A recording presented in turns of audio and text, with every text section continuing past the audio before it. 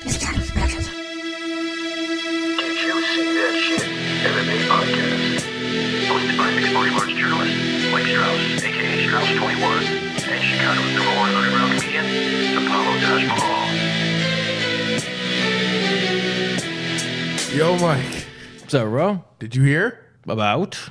My dreams are coming true. Fedor is fighting Mir. This is old hat, dude. We know this. Come on, it's fight week. Get It is fight week. Listen, I've been dreaming of this fight since I was 13 years old. Now you're all grown up and banging 42-year-olds. Woohoo! Hey, I told you that in confidence. That's all right. No such thing. Things happen. You never set off record. That's rule one in journalism. Come on. God damn, now I gotta act like everything is journalism with you. All right, so Frank Mir, Fedor Emelianenko, Bellator 198 takes place this weekend. It's on Saturday. Usually Bellator does their Friday thing, but weigh-ins will be Friday. Saturday will be the event. I'll be covering it starting Thursday.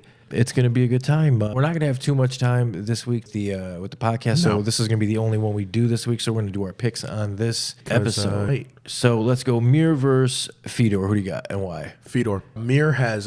Really? Because you just said Mir before the show. Yeah, then I thought about it, and when Frank Mir has fat on the back of his head like I do, you ain't going to win a fight. I'm sorry. Your heart is not into it.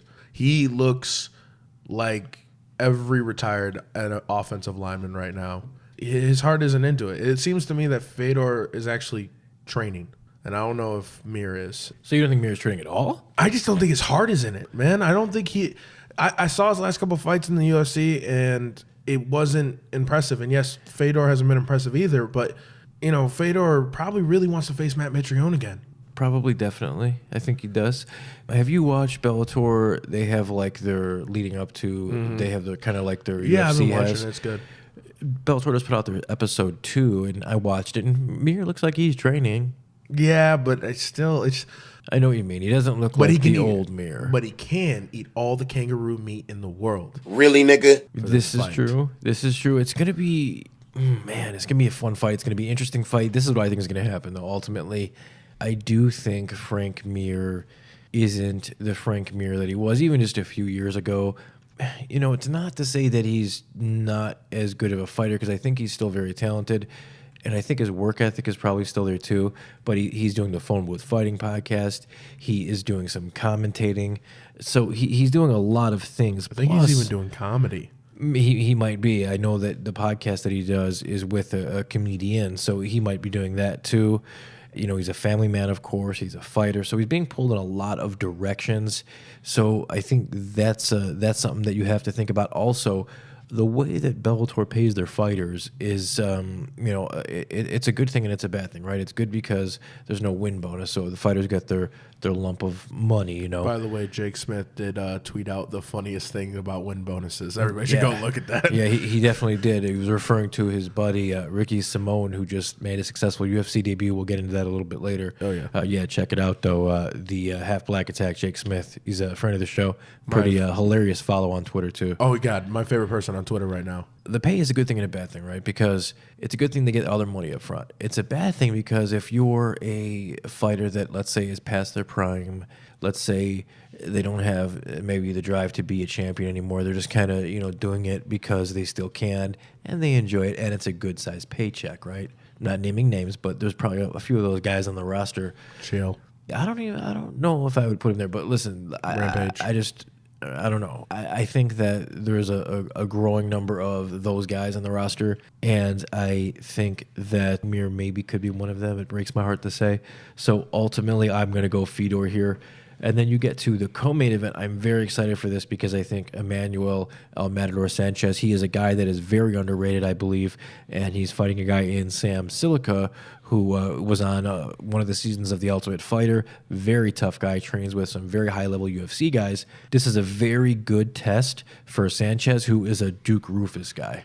I think it really is going to let us know really where Sanchez fits in this game right now. With the win here, Sanchez gets a title shot. Yeah, but if Silica wins, does he get a title shot? I don't think so. Yeah, so maybe it depends on the way he wins. So I kind of respect Silica right now for taking this fight. This is a huge fight for Silica. For both guys. For both guys. Both co-main events, very good, in a very big card that is during the heavyweight Grand Prix, which is everybody wants to see Mir and Fedor, if you're a hardcore fan, especially, some even casual fans. Silica took a fight that is very high risk, low reward, in my opinion. And he didn't have to take this fight, but it's a good fight, and he has a good chance to win. I'm going to go with Silica on this. Really? I think his experience. I think he's gonna win it. I don't know if Sanchez is at that level yet. I think Sanchez is at that level. I'm gonna go Sanchez. Man, I went back and forth how I think he could win. I think ultimately he's going to get a decision. Maybe I think he could submit him. We've seen it before that Silica kind of can fall victim to that at times, and Sanchez is very sneaky. Again, he's a Duke Rufus trained guy, so he's very well-rounded. I'm going Sanchez.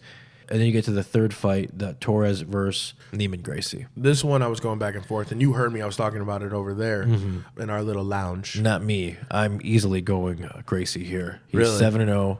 I like Neiman to improve to 8-0 rather easily here with a submission. Usually don't call the manner of victory, but I'm going to go submission here because he's a Gracie, and he's damn good. You know, he is very good, and I am going to go with the Gracie as well. I don't know how it's going to happen. I think a submission is also on the horizon for this fight. I think it's a lot tougher of a fight for Gracie than you think it is. Yeah, we'll see. We'll see. And then the first fight of the night for the main card, anyway, as it would have it, John Salter, Rafael Lovato Jr., and I'm looking forward to this fight. Probably, maybe more than any other fight, with the exception of Mir and Fedor. I don't have a pick for this fight. I'm going to be 100% honest. I can pick one. Coker is on record as saying that this is essentially a number one contender fight. So. Oh, yeah. And I could not make a pick for this fight. Normally, I'm pretty good at making picks. This is just going to be a really, really awesome, crazy fight. Well, I will make a pick. I'm going to go Lovato. We actually had a chance to speak with Lovato. We're going to play the interview a little bit later on in the show here. Yep. But, you know, Salter is a guy that is extremely dangerous. As Lovato says in the interview, as everybody will hear, you know, he's a guy in Salter that he probably could have had a title shot if it wasn't already for Mousasi coming in. And this is a huge, huge fight for both guys. I just think Lovato is very special. I think he is a champion, and I think it's just a matter of time. So I think he's going to beat Salter. But look, man, I think this fight could truly not just be a fight of the night. I think this could be, you know, one of those real good fights we talk about for quite some time. I feel that Salter and Lovato both could be champions, and that's why this is so hard for me. Definitely two of the best middleweights right now in the world. I definitely think both of these guys are probably in the top 15. It definitely, and I honestly was mad. I was like, I get it, Gegard Mousasi, but I felt Salter was next for that title shot. And then we'll talk about one fight that's not on the main card. Dylan Dennis making his professional debut. Who knows? They might even find a way to get this on the main card, but as of now, I don't think it is. It's Dylan Dennis making his professional debut against Kyle Walker. You mentioned a little bit earlier in the show Jake Smith. This is a guy that trains with Jake Smith, Kyle Walker. Now, you wouldn't know it from Kyle Walker's record of 2-4, but the dude is very, very tough. So don't let the record fool you here. And again, Dylan Dennis is 0-0. So most people just know that this is the guy that Conor McGregor brought in to help him train for the Diaz fight. So Yeah, he's apparently a very high level jiu-jitsu guy. he's extremely high level. Very, very high level. But man, he's running into a guy that is tough. Who are you going to go with here? I'm gonna go Kyle. I'm going Dennis. Because, and it's not so much even that he's been training with Conor McGregor and those guys, because I don't know if that's necessarily going to help him in the long run. He's actually the guy that bailed McGregor out when he went to jail. Oh, what a nice friend. Or what a nice follower. Yeah, right. I don't know. I just think he's got a chance to be decent. So I'm not that Kyle doesn't, but I don't know. I don't know what I'm saying. Anybody out of that SBG camp, I'm kind of suspect about right now. And if you haven't figured it out yet, you are listening to the Did You See That Shit Mixed Martial Arts podcast. I am Mike Strauss, a.k.a. Strauss21. And I am Chicago's #1 underground comedian, self-proclaimed Apollo Taj Mahal, and you are listening to the fastest growing podcast out there.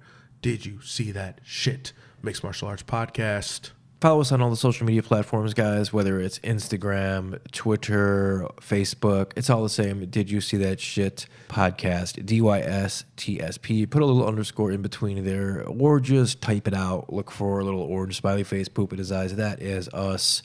Also, you can go to our website at didyousseethatshit.com. We have all our podcasts there logged with the interviews. Also, if you just want to listen to the interviews, all those are nice and categorized for you. And then you can also listen to us on iTunes, Stitcher, Google Play, TuneIn Radio, all the places where you listen to your podcast needs. Or go to the YouTube channel, guys, Missing Time Productions. We have everything under there as well for you.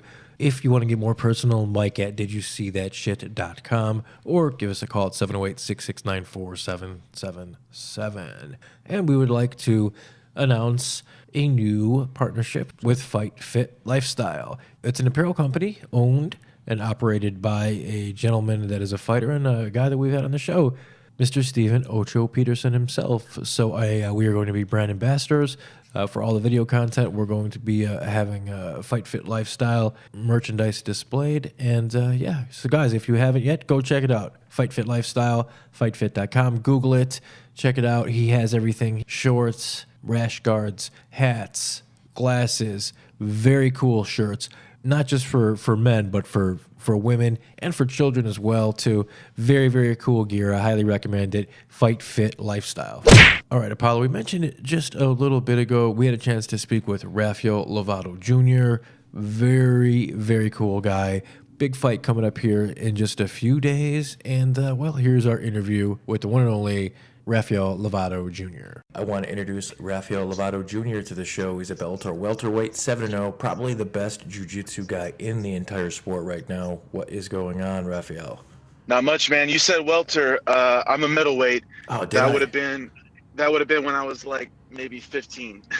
Yeah, I don't know why I said welterweight. I'm looking right here, middleweight. I'm sorry about that. It's been a long morning already. No problem. I'm doing great, though. How are you? I'm doing fantastic, man. It's been a little while since we last spoke. The last time we spoke was after the Honeycutt fight. I know you were hoping for a big fight. Did this hit the mark for you? Yes, it did, 100%. Bellator is calling this a number one contender fight. And, Salter is on a roll. He's definitely proven himself. To already be worthy of a title shot. I think if it wasn't for Masasi, he would have already had that title shot. But, this is about as big as it gets without fighting for the title. And to do it in Chicago on this Fedor Frank Mir card, I couldn't be more happy or more excited. It's a huge card. It's in my backyard. I'm going to be there. And you mentioned that Fedor Mir, also Emmanuel Sanchez is on that card. It's a very stacked card. Perhaps Bellator's best card of the year. I'm very excited it's going to happen here. Your fight, man, you said it. John Salter is on a roll. You might be the best prospect. I don't know. I hate to call you a prospect because you are a grown man, but but in your MMA game, in your MMA career, you're a little young, but man, you are a serious challenge, man, and I can't wait to see this Salter fight. You've been doing a ton of training heading into this, I know, but have you been doing anything specifically geared for John? Well, the one thing different that he presents that I haven't faced yet is he's a southpaw. So that's been something that I've been studying and working the strategy and my striking and my whole game plan in regards to him being a southpaw. I was scheduled to face a southpaw early in my career, but he had to pull out. So I have trained for a southpaw before, but like I said, this will be the first time to actually get to fight one. But other than that, everything is more or less straightforward. I fought good wrestlers. I fought good jiu-jitsu guys. I fought good strikers. The only thing that's really different about him is that he is a southpaw. And, he's very skilled. He's got a lot of experience. He's been in there, with a lot of high-level competition. And definitely not taking him lightly by any means. A lot of respect for him, and just looking forward to a great fight. Mm-hmm. I know you're not, man. As I said, I mentioned you're always training. How was your academy? How's the school going? Oh, everything's going really well. The year is just flying by. my training has been great. I started off the year with a grappling match to kind of get the adrenaline pumping and get things going a little bit. And I've been really busy with my team. They've had a bunch of tournaments. Everyone's just pushing hard. This is the same routine, the same grind that I've been doing for almost 20 years now. So just living the life. Absolutely, man. You've shown a huge progression in each of your fights. You were able to show something new, and as I said, just a general progression in your overall mixed martial arts game. People said you couldn't handle a wrestler, and then you went 3 rounds with Chris Honeycutt, one of the best in the division. What do you anticipate this fight being any different? Are you just going to try to finish John, or are you just going to take wherever it goes? Well, every fight is different, 100%. Every fighter is different, and I'm already a different fighter than what I was when I fought Honeycutt. So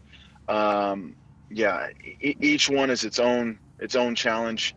The fight with Honeycutt was a really great experience for me. It was my first time to fight such a great wrestler on that level, and he presented some flaws in my game that I wasn't. I want to say I wasn't aware of, but just no one had really brought him out yet. I was getting stalled up against the cage a little bit, and he adjusted his strategy kind of throughout the fight, and he played, he was being smart, and I hadn't had anyone really make those adjustments and put me in some of those positions that he was putting me in, and push me to a 3-round decision yet. So. I was disappointed at first, but now I'm really pleased that I got that experience and I got that cage time, and I got to figure out where I'm strong, where I'm weak, and make those improvements and really have a focused set of data to push me in my training and get better and fill those holes. But I'm always looking for the finish, and that's why I was disappointed in that last fight that. I was kind of getting some things going, but I couldn't make it happen completely. And now I feel like I know, the adjustments I need to make, and I'm definitely going to be coming hard to get a finish in this fight and really make a statement. And hopefully be the one everyone's thinking about when that night is over with. I'm super excited. As I said, man, it's a very loaded card, and your fight is, I think, probably one of the one at the very top of the ones that is most anticipated here. As one of the best jiu-jitsu guys in the entire sport, man, who are you in awe of in their jiu-jitsu game? Well, I mean, man, there's been a lot of great jiu-jitsu fighters over the years. Some that come to mind right off the bat. Obviously, Damian Maia. Who really uses pure jiu-jitsu. Then you got someone like Jacare, who is way more physical and can really implement his takedowns, and is also a threat on the feet. So his well-roundedness, is inspiring. And then you have other guys like Khabib, who is also very one-dimensional as far as his game plan and what he wants to do. Doesn't necessarily get a lot of finishes, but I am a big fan of the way he uses his jiu-jitsu to get the ground and pound, and just really dominate and take the fight out of the other guy. So those are definitely guys that I watch a lot. But nowadays everyone is so evolved. You don't even have to be coming from a jiu-jitsu background or a pure jiu-jitsu guy to have good jiu-jitsu. You see good jiu-jitsu in a lot of guys, and actually Salter is one of them. Like if you watch his fights, he looks like a jiu-jitsu fighter. He's a good wrestler, but he obviously has great jiu-jitsu. He's a black belt in jiu-jitsu, and I mean, he finishes everybody on the ground. So that just shows the evolution of the sport, and that's one element of this fight that I think is really interesting. Is both of us, our strong area is in the same place, and so it's going to be interesting to see what happens whenever we get tangled up. It truly is one of the more intriguing fights on that entire night of fight, and I'm telling you that Bellator 198 is loaded, so it's going to be truly an epic night here in Chicago. I can't wait, man. I appreciate your time. Is there anything else that you'd like to add? The floor is yours. Yeah, let me just thank my sponsors, shout them out real quick. War Tribe Gear, On It, also Brookover Enterprises and White Equipment Rental. And just, shout out to all my fans and supporters out there, people that have been following me since Jiu-Jitsu, and all my new fans in MMA. Looking forward to putting on a great fight for you guys. Please check out my social media, follow me online. And just thank you for having me on. It's good talking to you again, Mike. I'm looking forward to April 28th. Can't wait to put on a show. Absolutely. And anytime, man, anytime you would like to come on, Rafael, we'll have you on. And I look forward to finally meeting you in person here the week of the fight. Definitely, man. Me too. Take care. Take care. All right. There you go. He seems so ready. I'm so excited. Super excited for this fight. As I said, I'm looking forward to this fight probably more than any other fight with the exception of Mir and Fedor. It's going to be fun. Can't wait. So UFC Atlantic City just went down. A very solid card despite one half of the main event, Kevin Lee missing weight. Barbosa said, hell with it, he'll take the fight anyway. It was just a pound, so it really wasn't that big of a deal. So let's get to it, man. The main event, Lee versus Barbosa. Lee ends up finishing him 2 minutes and 18 seconds into round 5 via doctor's stoppage here. Yeah, and Lee invented a new dance. It was beautiful. It was, yeah. I followed A.K. Strauss21. I tweeted it. I created a GIF and sent it out there. I called it the Motown Crip Walk. Yeah, man. He survived it. He wasn't hurt. He was just showing us his dance moves. He was just showing us his dance. He dabbed like Aljamain Stewart. So I have a question. For you, man. And this is a legit question. And anybody wants to get mad at me. Did we see how good Kevin Lee is, or are we seeing a really bad matchup against Barbosa, a guy who has been susceptible to wrestlers? Yeah, and we've seen this before. Anytime Barbosa has a super high-level wrestler, he has problems. I think it's that coupled with Lee is a good wrestler, coupled with this might be too soon for Barbosa coming off the beating he took from Khabib. So I think you put all that back to back to back. Listen, give Barbosa a good 8 months off. He's going to train during that time, but don't let him even think about fight. Give him a good 8 months off. Then when he comes back, give him a good, solid 8-week camp and give him a favorable matchup, someone that's going to stand and bang with him. Let's see what he's got. Let's see if he's got anything left. I was surprised, though. Kevin Lee did not look terrible on the feet. He stood there. He's improving every time. He is. And he says a lot, that there's champion things, and him and basically, Tony and Khabib are at that level. Well, he's basically saying, Poirier's not at his level. Yeah. I don't know about that. But I'm going to be 100% honest. Kevin Lee, you are improving. I prefer if you were like 87% honest. Yeah, 80% honest right now, 75%. No, Kevin Lee, you are a top-notch fighter. Based on their most recent performances, I think Poirier is better, more advanced. This is his big first real win. Like, I'm talking about real name. Michael Chiesa, great fighter, but I didn't consider him a title contender. And that wasn't a clean win either. Yeah, not a clean win. All right, the one person that I think he's fought that is a true title contender, can be a champion, is Tony Ferguson, and he lost. And he got submitted. He looked decent in the fight, but Tony still pieced him up. So I don't know if Kevin Lee, in my opinion, is at Khabib and Tony's level yet. Poirier has fought an ex-champ in Eddie Alvarez and has fought a guy who gives everybody hell, and Justin Gaethje. He's fought Conor McGregor. He's fought pretty much all the top guys his entire career, and I just think that Dustin Poirier is a guy that could be a champion. Yeah, I do too, especially, as I said, based on their most recent performances. How about Frankie Edgar and Cub Swanson in their rematch? I'm sorry, Frankie. I would like to make an apology to Frankie Edgar. I'm sorry I ever doubted you. Yeah, he definitely doesn't look like he's on the downside to me. No. And Frankie's been saying it since the moment he got knocked out. He's been saying, you know what? I felt good. I looked good in there with Ortega. I got caught. At first you were like, no, Ortega just looked really good. But now that all that's kind of settled down and Frankie had this performance, and did Frankie just get caught against Ortega? No. You don't think so? I think Frankie lost fair and square against Ortega. Did you hear what Frankie said post-fight after this victory? When he was asked by Paul Felder who he wanted next, or who he thought he should get next. Frankie said, I lost my title shot. I took that fight. I didn't have to. I did. I lost it. It is what it is. He's like, I'd love to see who wins and maybe get a shot, the Holloway or Ortega winner. And I think that's right. I think that's who we should get. I feel like he's turning into Kenny Florian and Uriah Faber to me. and I don't want that. I don't want that. We talked about after he got knocked out. I could kind of see where you're going there, but we talked after he got knocked out. We said, should he go down to 135 and fight for the title? That was the difference is he's been a UFC champion. You know, neither one of those guys were. I think if the divisions were open up, Uriah Faber would have been a champ. Well, but we're not playing would you games. I'm just saying this is reality. Uriah Faber was a champ too. He was a champ. But we're talking UFC. So that's there was to no me. weight classes. No, there was absolutely, but there was when they brought it over, and then Uriah's had plenty of time to become a champion in that time, so that's not an excuse. The thing is, to me, there's no right or wrong answer, but to me, that's why it feels different. Frankie does not feel like Faber or Florian to me because those guys to me failed at the highest level, and Frankie has never failed at the highest level to me. So I don't feel you on that. So, but I understand what you're saying by dropping weight classes.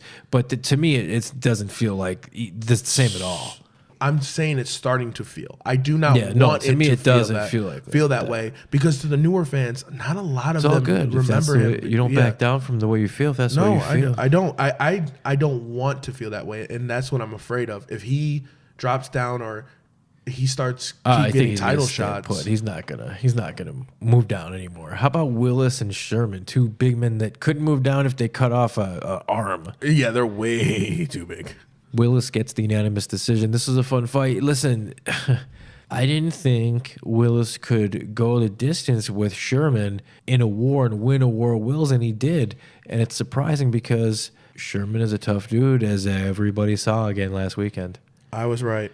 Yes. This is one of the very rare ones on this card. I was right. Mm-hmm. I believe that Willis could do it. I believe he had the power. I believe that he could go the distance. And I believe, one, because he trains at a really great camp. Mm-hmm. And then how about David Branch shocking everybody and just wrecking shop on Santos 2 minutes and 30 seconds of round one. Just unbelievable. I'm not apologizing to David Branch. You have showed us no indication that you could do that. That was crazy. Great job. Holy moly. Against a guy that is known to be I mean, for Christ's sake, the guy's got like a war mallet tattooed on his chest. He flatlined him. When he flatlined, I was in there. Crazy. And I was at work, so I'm yelling at work. And then Aljamain Sterling, Brent the Pikey Johns. Sterling took a unanimous decision win. He looked fantastic. There wasn't really a moment in the fight. Looking like a top contender. Yeah, he's looking really good. He's looking really good. I want to see what they turn around. Hopefully quick for Aljamain. I want to see what they give him next. I'm going to start wearing chains like him, by the way. Yeah, I thought that can't be real either. So I don't understand. Hey, you can get one for $100. Go plate it. That's gold plate. That's what I'm saying. That can't be real. Because if that was real gold, that would be a gajillion. I don't even know if there's that much gold in the world. Guys, listen. Get fake jewelry. Celebrities don't wear real jewelry. What's wrong with you? How about the Hangman, Daniel Hooker, just wrecked Jim Miller with the knee? Hooker, holy moly. Who is he? He scares me. Well, he's a very talented dude. You know, he's a jiu-jitsu guy, but now he's known for striking because this is the second flying knee he's had now. Holy knee fly, go through air, hit, out. And this is one of those ones I'm sad about because I felt that Miller was kind of on the downside, and this is just more affirmation for me.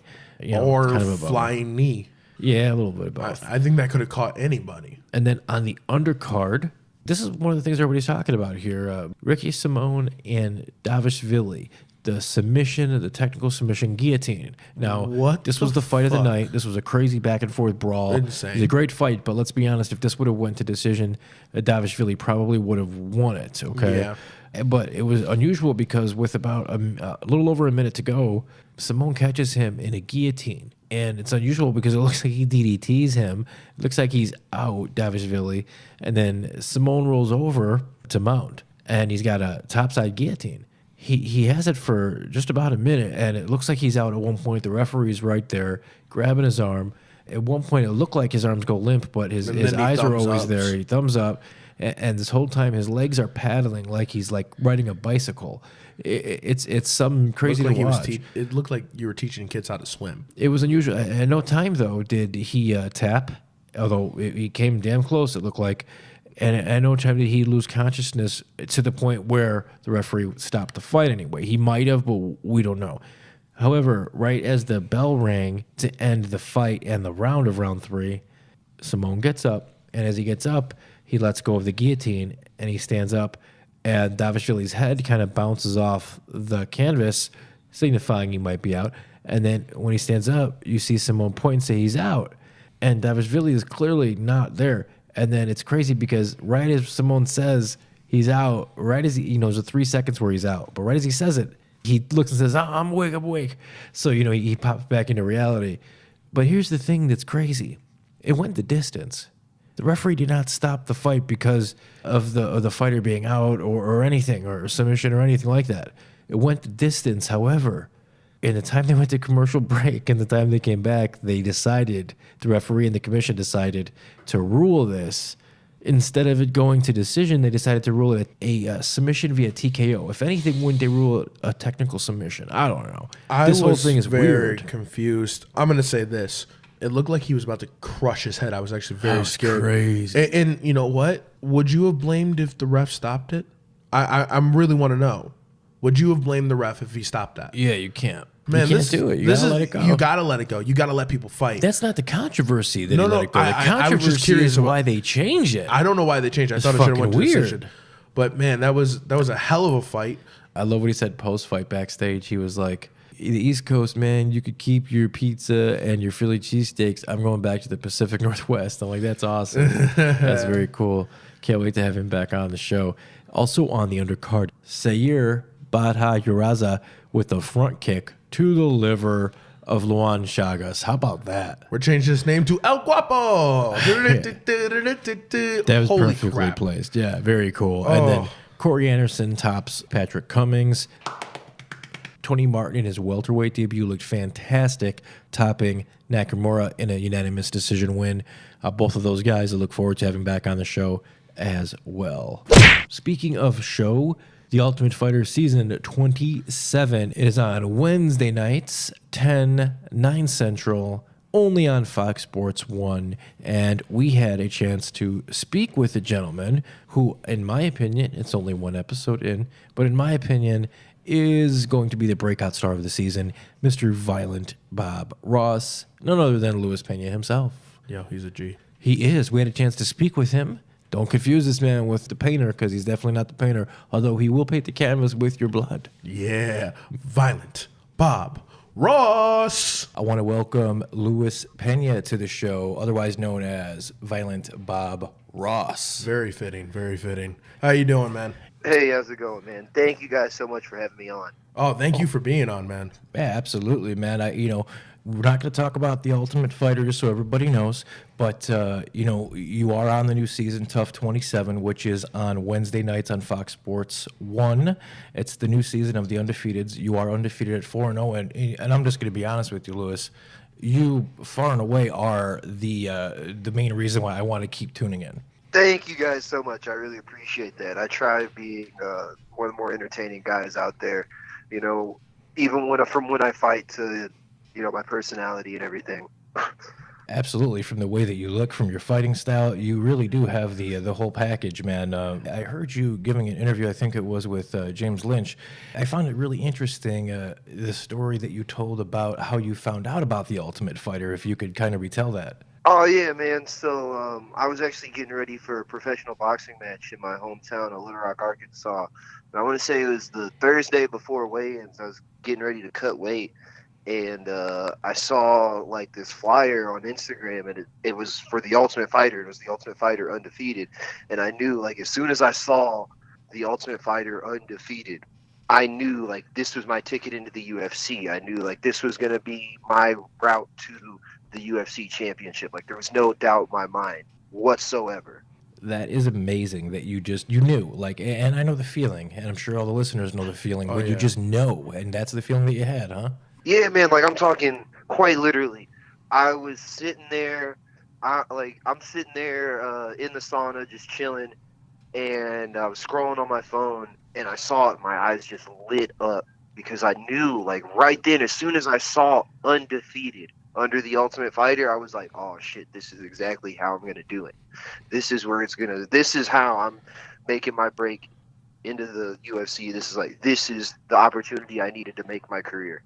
That's very cool. Again, that's the new season of The Ultimate Fighter, Tough 27 on Fox Sports 1 Wednesday night. So in order for you to be undefeated, you had to get to a very tough Kobe wall. I recommend, if anybody has never seen that fight, go Google it. Man, that was one of your more impressive performances, I would say. But you are just an all-around talented guy. Your strength is wrestling. Would you say that is your strength, your wrestling? Most definitely. A lot of people don't know this. I wrestled for 10 years before I ever got into MMA.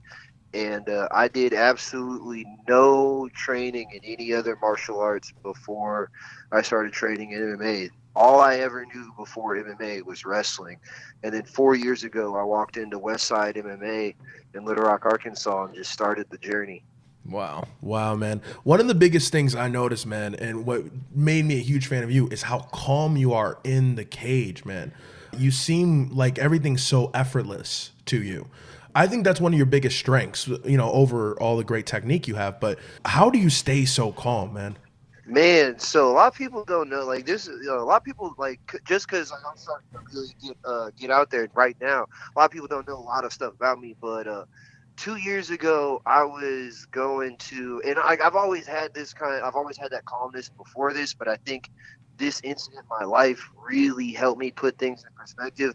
But 2 years ago, I was training in Miami at American Top Team, and I was actually late for practice, and I'm rushing down the highway to get to practice, and I was merging from the center lane to the far left lane, and as I merged, my back left tire popped, and it sent me into the air, and I did a bunch of rolls. I hit both guardrails, and my car got so stuck in one of the guardrails that they had to cut the guardrails with the jaws of life. But meanwhile, all this is going on, and I never lost consciousness once. And I remember I landed and I'm upside down and I'm feeling myself. I'm am I still alive? And I remember there's 30 seconds where I'm rolling in the air, and I remember in that moment I accepted that I was probably going to die at some point. And that was probably the last time I was gonna wake up and see my mom and see my little sister and all that stuff. And in that moment when I feel I accepted death, it made this whole fighting thing a lot easier, because I don't really get nervous anymore when I go fight. I don't really if something when I fought Kobe Wall, I fractured my orbital bone on the left side in the first round and sustained a really, really, really bad concussion, and it wasn't a thing for me. I didn't even know it happened. Wow. Dude, you're a savage. Yeah. I think there's something to that, man. I do, because I've always said guys like Tim Kennedy come to mind. Guys Matt Brown. The guys that have been there and done that have actually faced war, faced battle. And in your case, you faced a near-death experience. There's something to that. You can't explain it unless you've been there. But diamonds are made out of pressure, man. It's true. Without a doubt. I've always thought, the one guys I never really want to fight are guys from Eastern European countries or guys that have been to war. Because, dude, Eastern Europeans, in my opinion, live the hardest, toughest lives. You know what I'm saying? They've got that straight immigrant mentality when they come over. Mm-hmm. And then if you've been to war, you've seen stuff no one else has seen. So what can I show you in the cage that's not just going to scare you? Yeah, that's why all those the Dagestanis now, man. That's why all those Chechens, all those guys, man. They literally walking to school, they could see death. So what is a cage fight? It's nothing to them. So I wanted to ask you, Lewis, man, because they have your hometown here from St. Charles, Missouri, but you keep referencing Arkansas. Well, yeah, I live in St. Charles, Missouri right now, but I grew up in Cabot, Arkansas. And I graduated high school in Little Rock, Arkansas, and I was actually born in Naples, Italy. Amazing. Very cool. Little known fact, me and fellow Team DC member Bryce Mitchell grew up in the same hometown, went to the same high school, went to the same middle school, all that stuff. Oh, really? That's crazy, man. Yeah, me and Bryce have known each other for a long, long time. He actually bunked above me. Wow. I can't wait to see this season. I'm so excited. Yeah, a couple more days. This episode 2. I was just in one of your hometowns, St. Charles, last week covering Bellator. Cool little town, actually, man. I really enjoyed my time there. Dude, I love St. Charles. It's got a little bit of everything, and it's only 20 minutes away from the city, so it's not hard to just jump over there when you want to get some culture in or go eat something really nice. Let me ask you, man. I was there with my wife. She took the trip with me because it was just a 4-hour road trip. We went to this joint called Hendrix. It was a barbecue joint. You ever hear of it? Hendrix, yeah. Really good, man. I mean, it blew me away. That's some fantastic barbecue you have there. Dude, okay, the next time you're in the area, the place you got to go to is either Bogart's, Pappy's. It's in the actual city of St. Louis, but they're run by they're owned and operated by the same people, and they're from Arkansas. And my God, dude, like, it's the absolute best barbecue I've ever had in my life. Really? Hey, road trip. Definitely. Next time we come through there for sure, man. Oh, I'm definitely coming through there. Most definitely. You guys got to hit me up. I'll take you guys out on town. Oh, definitely. yes. So you fought for Shamrock, Valor. You fought for all the big regional promotions in the whole in that Midwestern area. Yeah, man. I tried to, that's the one thing I tried to do my entire career, from being an amateur to my pro career, is get out there and not just fight in the same area on the same promotions against the same guys. I've always wanted to test myself against the best dudes from wherever the hell they're from. I don't want to just be the best guy where I'm from and keep beating everyone around here. I want to be known as the best of the best. One of the dudes that you actually fought him twice, once in your amateur career, once in your pro career, Chris Petty. I believe you lost to him in your amateur career, and then, of course, you beat him because you're undefeated. How was that fighting the same guy twice? Oh, that was, it was, for me, it was one of those things, like, I always wanted to get that back. Like, the one fight, everyone always asks me, what's the one your dream fight? My dream fight's this dude named Michael Hobby. Ain't no one ever met him or heard of him, but he beat me as an amateur. You know what I'm saying? So that's just the kind of guy I am. I'm a competitor. You beat me, I just want it back. It was, my amateur career, I played real fast and loose just because, you get that restart when you go pro. So I was always taking fights on, like, 24 hours notice or, like, a week's notice. And then I'd jump up weight classes, go fight at 170 and stuff like that. Not necessarily doing the smartest thing for my career, but just trying to get as much experience as possible. For sure.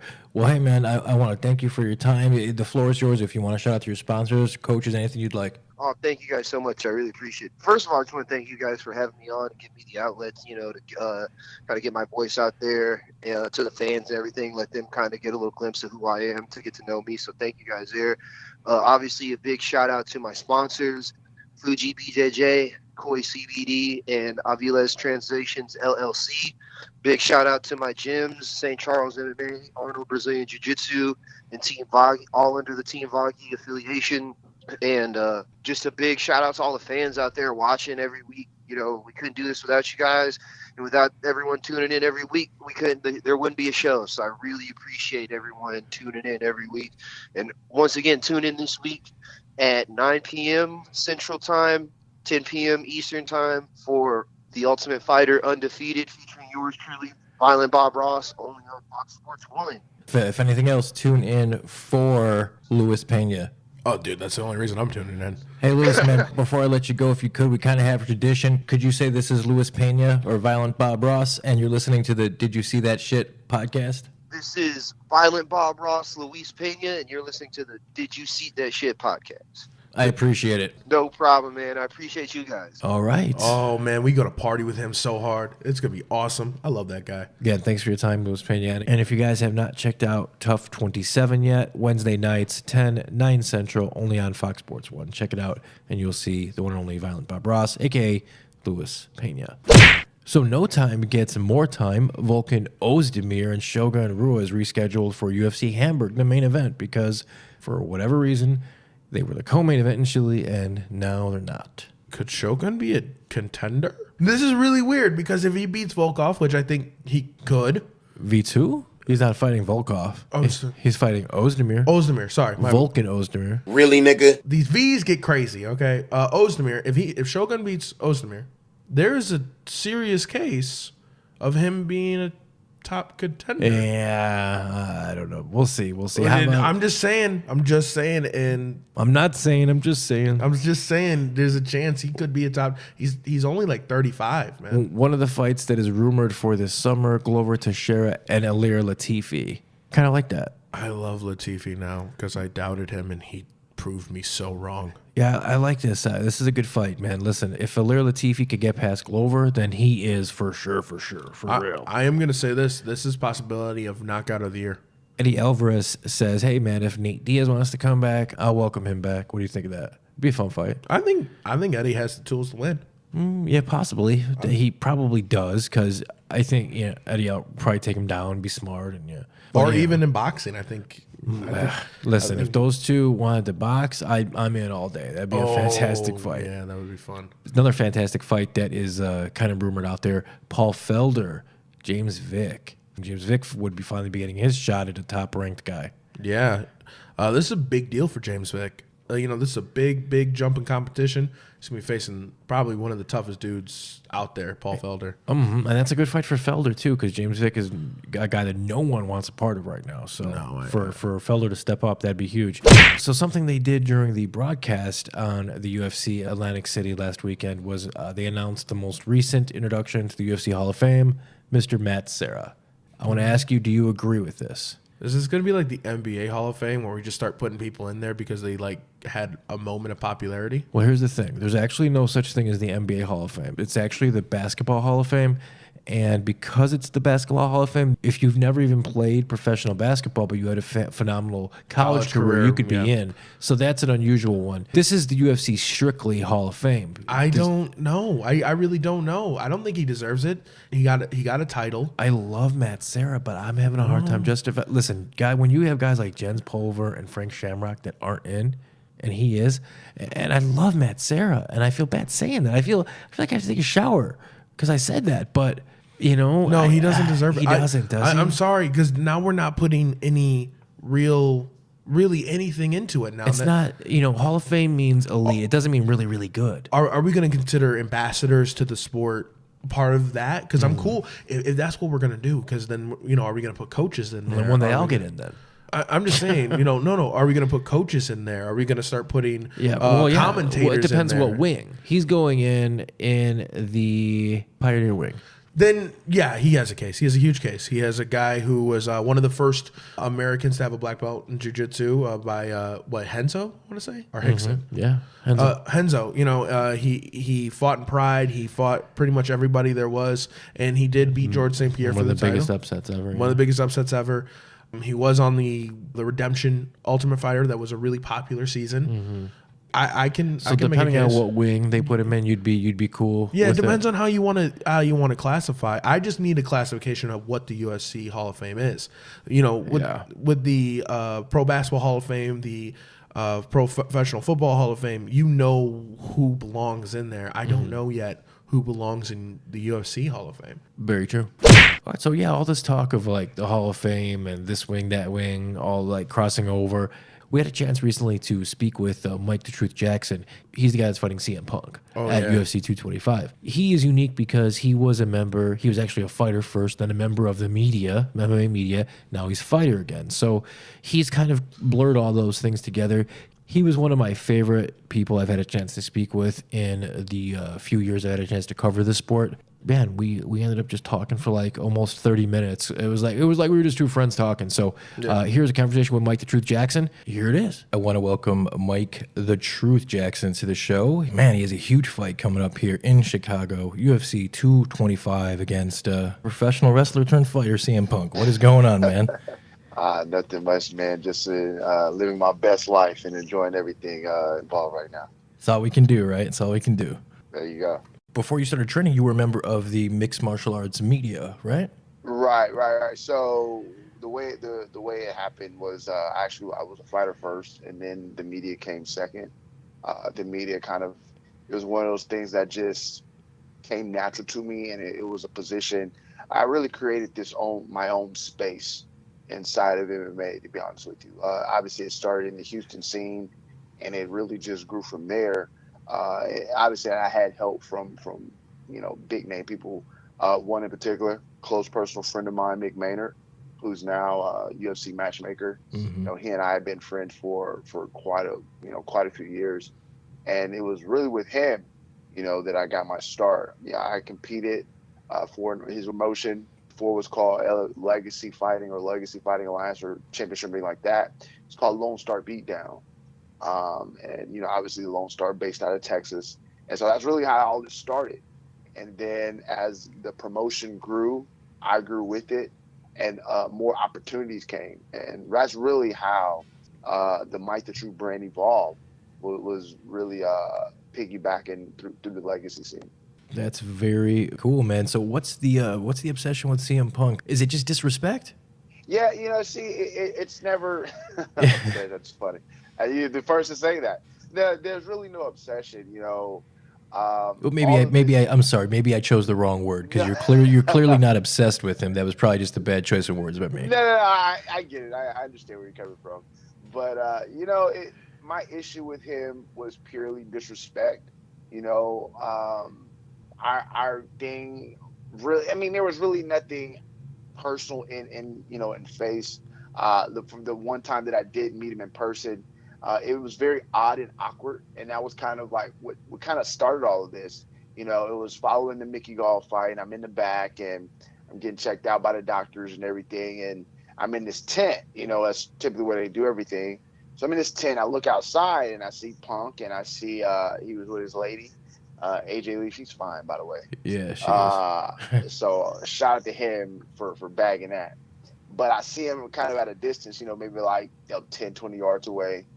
And they're just awkwardly standing there in the distance. And so once I exit the tent, they walk over to me, and it was this real like awkward, good job, better luck next time kind of vibe that he was giving off. And he he shakes my hand, and it's just very awkward, right? So that was the first kind of meeting. And then the really where I felt the disrespect when he was promoting the Gall fight, he's doing these interviews, and this guy had the audacity to call me a can. My thing is like, look, you've never competed in combat sports. You've never competed in anything where the outcome wasn't predetermined. And here's the let me sidebar here. This is no knock on professional wrestling. Look, I'm a fan of the sport as a kid. I took some time away, and I'm kind of getting back into it, now. But I understand what these guys go through. And look, I wouldn't do it. I would rather fight for real than to perform the theatrics that these guys do, It's crazy to see the things that these guys do, So all the respect to him. But with that said, he's never competed in anything where the outcome wasn't predetermined, and these punches are coming at you like 100% real, there's no pulling or anything. He's never competed. For me, I'm undefeated in boxing, kickboxing, with all my wins coming via knockout. You know what I'm saying? So I'm doing damage in these other arenas. And, I messed up in my first one. I zigged when I should have zagged. I took the L, and it is what it is. Mickey Gall's not a bad dude. He's legit. Right. That's what I'm saying. Despite this guy's record, I know he was 1-0 at the time, but the dude he's a legit brown belt. The dude was legit good. He's a solid prospect who trains with the Miller brothers, So, this wasn't just some 1-0, a random 1-0 guy. You know what I'm saying? He goes on and he defeats Sage Northcutt. So that tells you the quality of fighter that Mickey Gall is, right? So the dude goes on this interview, calls me a can. I take it as a sign of disrespect, And being that we're in the fight game, what do you do when someone disrespects you? You fight, And so that's where we're here. He wants to compete in the UFC, and obviously this is a gimmick match. This is just a spectacle. So you have to bring in someone, or you have to fight someone that fits this mold, right? And that's where I fit in, and I was the best option for several different reasons, but it only made sense to put me in there, so we're here. And now I got to smack this man in his mouth like I told his coach Duke Rufus I would for being disrespectful. So that's how we're here. You might have been the best matchup in terms of equal records and things of that nature, but you probably are the most credentialed 0-1 dude around. I mean, as you said, man, you have a background, so you're not just some dude that just decided to do this. If CM Punk's people, if they're not fluffing him up, talking about he's going to be 200% better, he's in for a tough night, huh? Oh, he is. He is without a doubt. And look, and that's the thing about all of this is that you jump into a sport, right? And that's the thing is I commend him for his willingness to want to compete in MMA.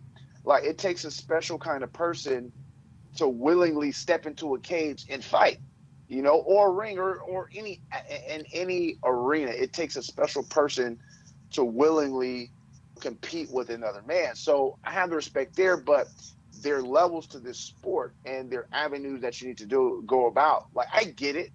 Like, his name has so much draw that you can't put him on a regional show. You can't put him on a local Milwaukee or Chicago show, even if he competed as an amateur, and I'm kind of going through this right now in a way with Greg Hardy. Greg Hardy is the former Dallas Cowboy. Mm-hmm. Now he has a little spicy past. He has some domestic issues, but he's clearing that up. But his thing is, he's a former NFL football player. He's a former Pro Bowler. And he's a hell of a prospect at MMA. And he's a hell of a prospect, but he's competing as an amateur, and he's not getting paid, and he's doing it for free. Mm-hmm. So you could have went about. Now, obviously, he doesn't have the same drawing power as a CM Punk, but he still has drawing power, being that he comes from pro football. He comes from the NFL, and he could have went that route. Now, maybe he would have gotten to like Bellator or even the LFA Pro side. He could have went there, but he's not going to the UFC. Like, CM Punk has the draw to get into the UFC off his name alone. Like, that's the kind of pull this guy has. But with that said, he went about it the wrong way. You can't expect to come into a sport where you have zero experience and then you go to the pinnacle. You go to the top promotion. You know what I'm saying? And so that's kind of why all of this falls into place. If he went to a lower promotion or a regional promotion, they could have found anybody, literally anybody. They could have just found someone making their debut, and he would have shined on them. Right. But he wanted to go the route of he wanted to make the money. He made $500,000 against Mickey Gall. And I get it. He looks at himself as, and I think a lot of fighters, they miss this point of the fight game, is where they don't see themselves as brands and businesses. They simply see themselves as fighters. And you have to know your worth. And Phil knows his worth. Mm-hmm. Now, if it's one of those things, it's like, it's the cost risk reward. It's like, I know I'm gonna be paid $500,000, but I'm about to get punched in the face and strangled for that $500,000. Like, is it really worth it? and so that's what I told. Like, when I told people when he was fighting Mickey Gall, I was like, that fight that's a perfect fight for him. Now, he's gonna lose, and I told people he's gonna lose. Just the quality of fighter Mickey Gall is. He's gonna lose, but it's the way that he loses that's gonna give him an opportunity. I still got it. And I told him, look, Mickey's gonna go in there, he's gonna submit him, and then my whole thing, I didn't know he was gonna get another shot, but I was just like, that's gonna be the end of this.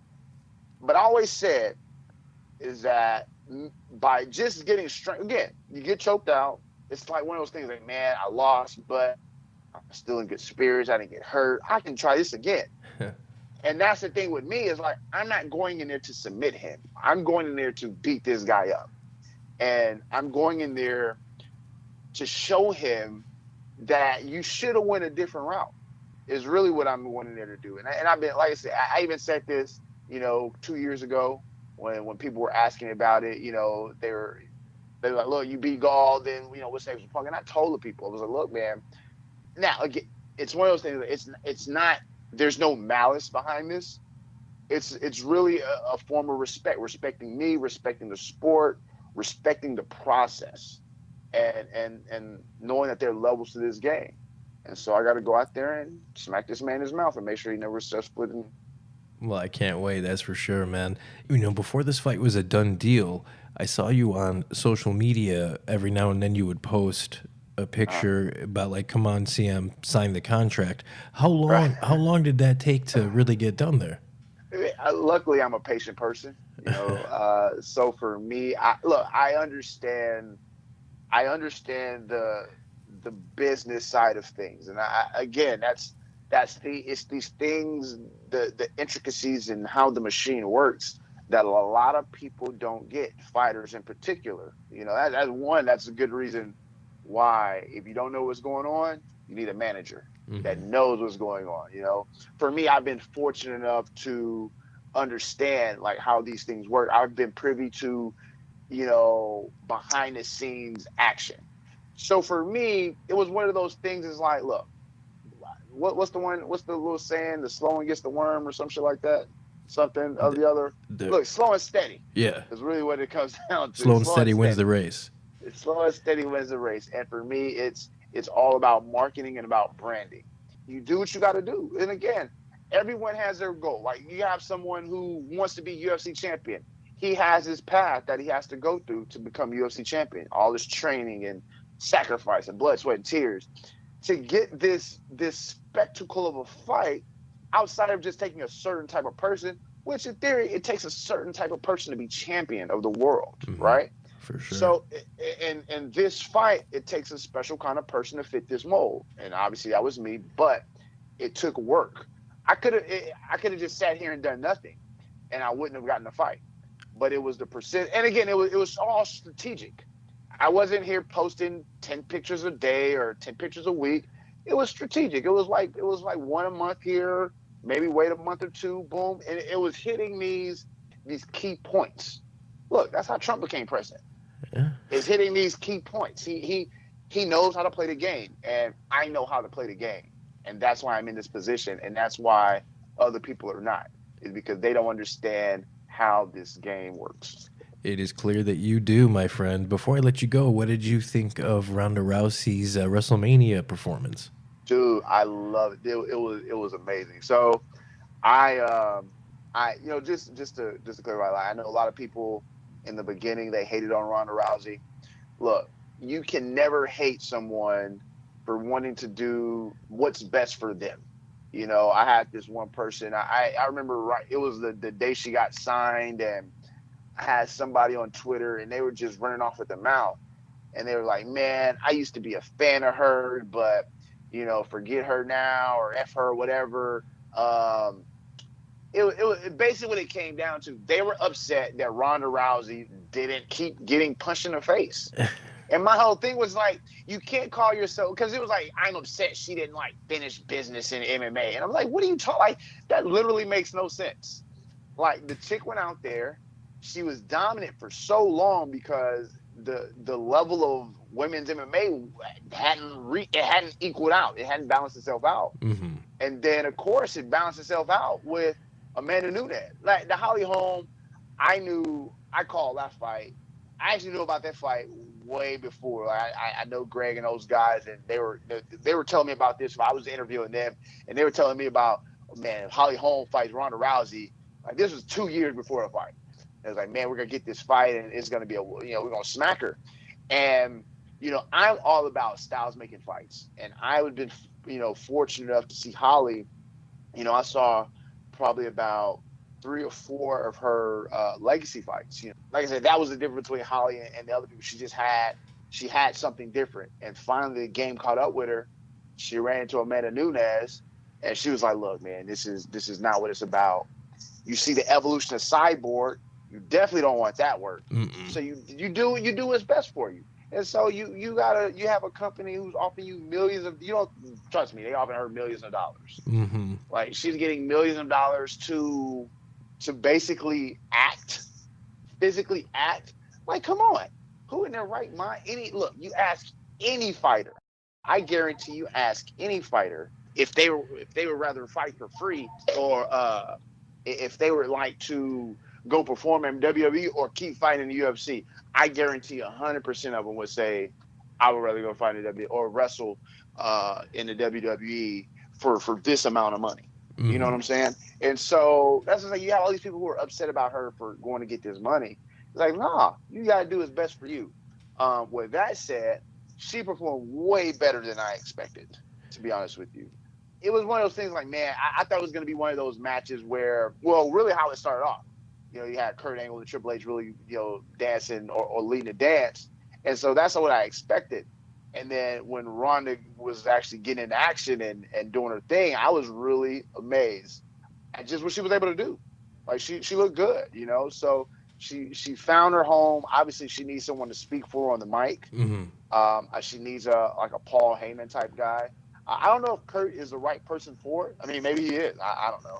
But as long as she has someone to help her with the mic skills, she'll be fine, and she's gonna make a lot of money over there. Yeah, for sure. I didn't see the whole night, but I definitely saw 2 or 3 minutes of the highlights from her match. And yeah, you're right, man. She looked really good. She looked really good. I'm very happy for her because I think you're right. I think she found a home. Yeah, and I was gonna say, like, I ended up watching the entire event, and no, like, I mean, from the walkout to the finish, everything. Yeah, I do wish they would maybe they would write her character a little different as far as, you know, like the armbar. Like the armbar is supposed to be sacred. Like she's known for the armbar, and like they had Stephanie escape the armbar. They had Triple H escape the armbar a few times before she like locked it in. You know, and I'm just like, man. And I get it. It was cool. It was still cool. Don't get me wrong. But you know, I'm kind of nitpicking now. But that's just, you know, trying to make things just a little bit better. You know. But if they tailor it down and they figure it out, which I think, I mean, after a couple runs, like they should have the character locked down pretty solid. Give her another like big showing. Like obviously, you know, WrestleMania is the big one. Give her another pay-per-view showing. Give her, you know, spread out a little bit more than what they do with Brock. She'll be fine. She like I said, this is for her. You know, she didn't have to get punched for real anymore. It's a different kind of danger, but I think the risk is a little bit less than fighting in the UFC and fighting. It's not really. I shouldn't even say fighting in the UFC. It's, again, I don't think they understand the levels. You know, there's different levels of fighting, and you can fight at local level. There's one skill set, and then she's fighting the best in the world. And just giving her physical attributes, she's not going to get any better. She's not going to. I know people were talking about like working her boxing and things like that. Just giving her physical gifts currently and the age and, you know, and all these different, you know, variables, she's not going to learn anything new. She's a judo Olympian. So she's always going to fall back on that. You know, she's not going to become a better striker or anything like that, a better wrestler.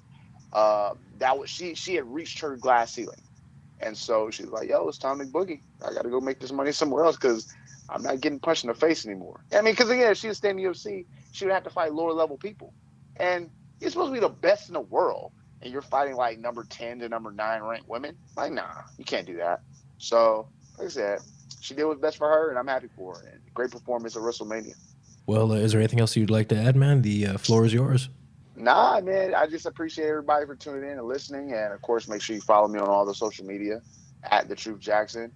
Stay tuned and enjoy the ride, you know, before me smashing Phil Brooks in the face, and, of course, after, because the ride is always fun. Well, I appreciate your time, man. If you could, before I let you go, we kind of have a tradition here. If you could just say, this is Mike Jackson, and you're listening to the Did You See That Shit podcast? This is Mike the Truth Jackson, and you're listening to the Did You See That Shit podcast. I appreciate it so much, brother. No doubt, my guys. Have a good one. Thank you. All right, there you go. I think he's honestly going to mop the floor with CM Punk. You know, I think CM Punk's been improving because I don't think all those guys at Rufus Sport are lying. I think he's been improving, but I think the gap, Mike Jackson is very talented, as you heard. He was a boxer. He's not a can like CM Punk said. You know, he is a legit martial artist. I get what CM Punk is doing. He wants to do some promotion. I'm sorry, how dare you say that, you 0-1 fighter who got choked out in like 5 seconds. And Jackson's 0-1 too. And the thing they have in common is Mickey Gall beat them both. And Mickey Gall's a legit guy. But exactly. You can't sit there after your debut getting choked out like a little girl. You know, he got taken down and beat up. And then you want to call a guy a can? You know what? You don't even deserve to be in the UFC. And how dare you say that? There's respect. I get what you're trying to do, man. But build up the fight in a different way. I'm all for him being happy. But you don't come into the sport and disrespect fighters. This is true. You know, I once called a grocery store, and they answered the phone. They said, hello, and I said, hi, do you guys have tuna? And they said, yeah. I said, do you have Prince Albert in a can? And they said, yeah, I believe so. And I said, oh, well, you better let him out.